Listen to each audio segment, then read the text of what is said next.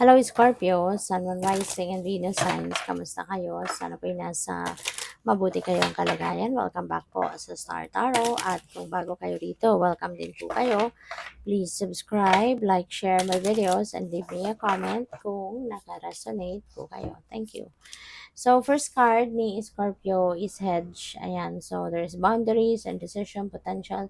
So, you know what, Scorpio, maaari, no, yung nag-stand out sa akin dito is boundaries. So, baka ang iba sa inyo kasi sobrang mabait ka, sobrang matulungin ka, you are also someone na compassionate, kaya maaari na may mga taong umaabuso sa iyo. Maaaring may mga taong lumalagpas na sa limitasyon, kaya kailangan ninyo na mag-set ng boundaries dito. Okay?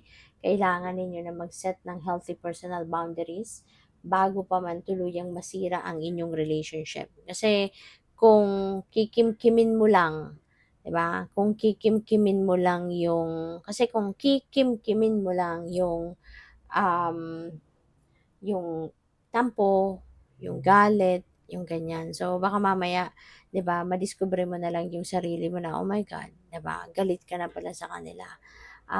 Ayaw mo na din pala sila na maging parte pa ng buhay mo, 'di ba? So lalong masama. 'Di ba? Kaya as much as possible ngayon, mag-set ka na ng boundaries. Let them know their limitations, 'di ba? Para na pare-parehas kayo magkaroon ng respeto sa bawat isa, merong paggalang sa bawat isa. Okay? So what else? We have lavender. Ayan. So tranquility, kindness, and self-care. Ito din ang kailangan ninyo. Reminder din ito para sa inyo. Na siguro ito din ang kailangan ninyo sa ngayon, 'di ba? Kailangan mo na mag-relax, kailangan mo na alagaan ang inyong sarili, i-focus muna ninyo yung oras ninyo, give yourself more time na makapagpahinga at maalagaan mo muna yung sarili mo, yung overall health mo, maintain your well-being, yung ganon, okay? Baka kasi, 'di ba, baka nai-stress ka din sa kanila, kaya ayun, no, find yourself in a, comfortable space, 'di ba? At magnilay-nilay ka, magmuni-muni ka, mag-relax ka, mag-chill ka muna. Wag mo na silang isipin kung sino yung mga nagpapabwisit sa'yo, nagpapainis sa'yo. Wag mo nang isipin 'yan. Wag mo nang isipin yung mga obligasyon mo, responsibility mo, 'di ba? Isantabi mo muna 'yan and focus ka muna sa sarili mo. Focus ka muna sa pagpapaganda ng inyong pakiramdam. Okay? So, what else? We have moss agate. Ayan, positivity and change. Yan, ito maganda. Kaya baguhin mo yung mga energies na nakapaligid sa'yo. No? Kung merong mga negativity, tanggalin mo yan and as much as possible, 'di ba? Palitan mo agad ng positive energy. Kung ano man yung mga kanigahan, kung ano man ang mga kanegahan na maaaring mga kanegahan na maaaring nasasagap mo or napapansin mo sa iyong paligid. So, i-transmute mo agad yan into something positive. Okay? Because negativity won't attract good things into your life. So, wag na nating pag-aksayahan ng panahon yan. Mas isipin natin, mas focus tayo dapat sa positivity lang. Mag-focus lang tayo sa kung ano lang yung makakabuti para sa atin, makakapagpasaya sa atin. Okay? So, yun. Sayang ng oras natin, di ba? If effort and energy if we are going to focus on negative. So, yun. By the way, maraming salamat for subscribing. And if you haven't subscribed yet, subscribe na kayo. And also, maraming salamat din for not skipping the ads. Malaking bagay yan sa akin. And also, please click the join button sa baba ng video kung gusto niyo na mag-join kayo sa membership. Okay? Salamat po. So, we have clean it up. Ayan. Clean up your life. Okay? Clean up your life. Clean up your thoughts, your feelings, your emotions. Tanggalin mo na yung mga negativity na nandiyan dyan. Alisin mo na sa buhay mo yung mga bagay, mga tao sa buhay mo, or situation na kinabibilangan mo.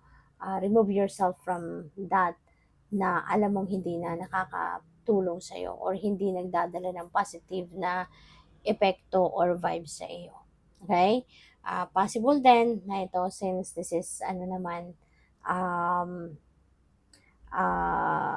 regarding the week to come, at mapapakinggan ninyo on a weekend.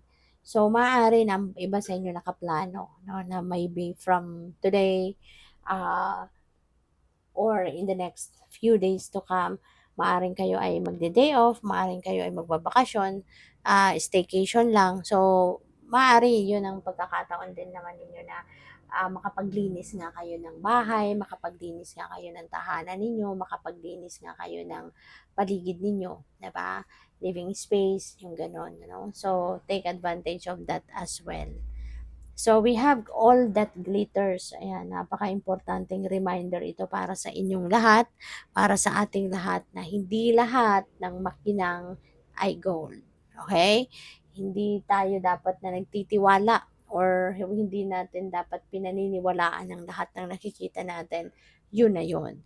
Kasi kadalasan, there's always something underneath that na kailangan pa nating malaman. Kaya bago tayo magbigay ng ating pagtitiwala, bago natin i-surrender yung ating pagtitiwala sa ibang tao, anuhin muna natin, tignan natin ang lahat ng makakaya nating diskubrehin about that something or someone bago natin ibigay ang ating pagtitiwala. Kasi mahirap na, lalo-lalo na sa panahon ngayon, ang daming mambubudol, ang daming manloloko, at yung mga manloloko pati na yan, 'di ba? Yung mga mambubudol na yan, napakagagaling magsalita, napakagagaling mangumbinsi, 'di ba? Akala mo totoong-totoo, tapos yung pala, naku, budol pala.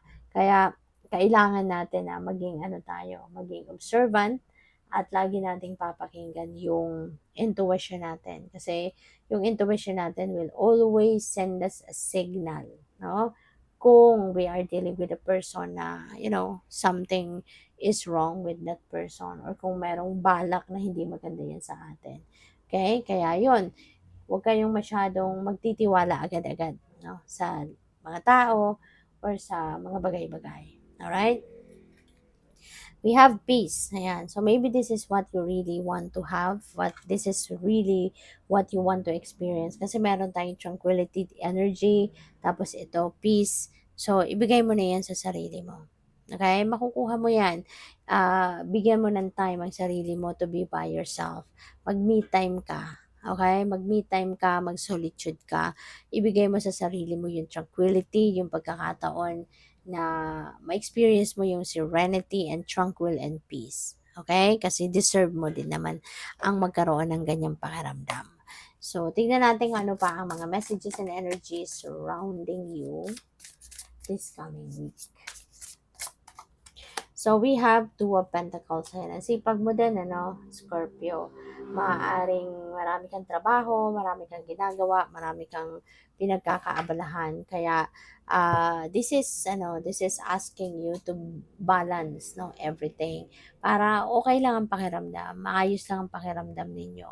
Bigyan ninyo ng oras ang lahat ng bagay sa buhay mo, no? Lalo-lalo na yung pag-aalaga sa inyong kalusugan, pag-maintain ng good health ninyo, pag-maintain ng inyong well-being, that is very important. Okay? Kasi para kahit marami kang iisipin, gawin, kung maganda ang pakiramdam mo, walang problema. Diba? Magiging maayos ang inyong pakiramdam. Magagampanan mo lahat yan kasi you are in good shape. Diba? So, what else? We have the devil. Ayan. So, maaari ng iba sa inyo, Scorpio. This is a Capricorn energy, no? So, pwede, no, na meron kayong Capricorn placement sa yung chart. That's why it's showing up. Or, pwede rin na meron kayong dealings with a Capricorn person around this time. Baka, yun, since nasa tapat niya si All That Glitters, pwedeng isang Capricorn person ang maaaring makadeal with mo, makadeal with mo around this time. At mag-ingat ka sa kanya. Okay? Mag-ingat ka sa isang Capricorn person. At anyways, mararamdaman mo din naman yan, Scorpio. You are one of the most, you are one sign, no, na merong most powerful intuitive ability. Kaya mararamdaman mo yan kung there is something off key with the person that you're dealing with. Okay? So we have the Six of Pentacles, abundance, prosperity coming your way. Merong mga taong magbibigay sa iyo ng pera, magraregalo. This could be a windfall of money. Po pwedeng merong magbabayad ng loan sa inyo, utang, or po pwedeng merong mag-ano sa inyo rito. Po pwedeng windfall of money ito, you know, or po pwedeng magpapautang sa'yo, ganyan, or baka bonus ito galing sa trabaho. So, regardless, no, kung saan manggagaling ang perang ito, kayo na lang tayong makakaalam niyan kapag nangyari na yan, kapag dumating na yan. At it would be more than enough, no, sa kung ano man ang kailangan mo. Kasi meron din mga taong umaasa sa'yo. Kaya the universe is going to send you money that is more than enough para sa'yo so that you can also help other people. Okay? Good luck. Thank you for watching. Love and light. Namaste.